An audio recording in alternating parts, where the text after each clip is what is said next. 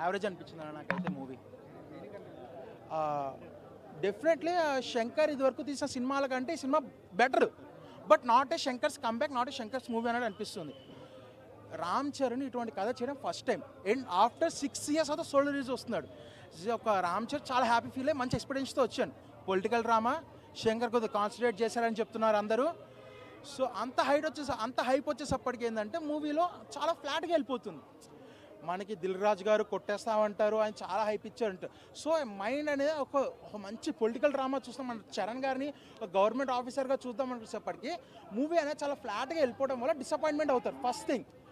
Second thing ఏంటంటే ఆయన simple story, regular political డ్రామానే. మన పొలిటికల్ డ్రామా అంటే లీడరు ఆ టైప్ సినిమాలు చూస్తే కనుక అంత ఆ లెవెల్లో లేదు.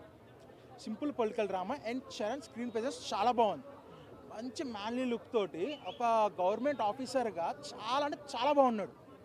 అంటే నాకు ఈ మధ్యన త్రిపురాలో రాముడు గెటప్ అంత ఒక్కొక్క గెటప్ చూసుకుంటే కంప్లీట్ డిఫరెంట్గా వచ్చాడు Ram Charan. And screen presence look పరంగా మాత్రం ఎరగొట్టేశాడు, యాక్టింగ్ పరంగా మాత్రం చించేశాడు.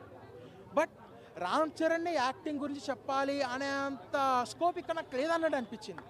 అండ్ ఎమోషనల్ సీన్స్ కొన్ని ఉన్నాయి, కొంతవరకు వర్కౌట్ అయితే కొంచెం ల్యాగ్ అనిపించేస్తాయి. సాంగ్స్ విషయానికి వస్తే కనుక గ్రాండ్వర్గా పెట్టారు సాంగ్స్.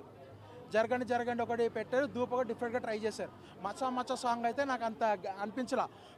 రామ్ చరణ్ మన మెగా ఫ్యామిలీ డాన్స్, సో కొరియోగ్రాఫర్ని కొద్దిగా కాన్సన్ట్రేట్ చేయలేదు, సింపుల్ స్టెప్స్ అనిపించాయి. అంత హైప్ అనేది రాలేదు ఆ స్టెప్స్ వల్ల. అండ్